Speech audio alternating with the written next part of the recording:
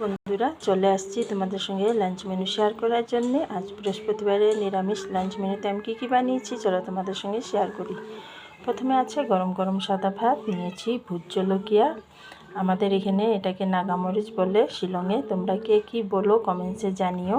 তারপরে আছে হেলেঞ্চা পাতা দিয়ে বড়া বানিয়েছি, আছে মূলো বড়া, আর নিয়েছি উচ্ছে আলু মাখা, তারপরে করেছি আলু ভাজা, কালো জিরে শুকনো লঙ্কা ফোড়ন দিয়ে ভাজা করেছি। তারপরে আছে টমেটো চাটনি, এটা ঝাল চাটনি,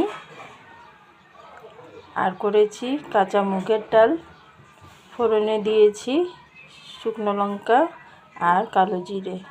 তারপরে আছে সয়াবিন আলু দিয়ে গামাখা একটা তরকারি বানিয়েছি সর্ষে বাটা দিয়ে। আর শেষ পাতে খাওয়ার জন্য আছে দুটো গোলাপ জামুন। তো এই হচ্ছে মেনুটা কেমন হয়েছে পুরো ভিডিওটা দেখে লাইক কমেন্ট করো। আবার দেখা হবে নেক্সট ভিডিওতে, চলো টাটা।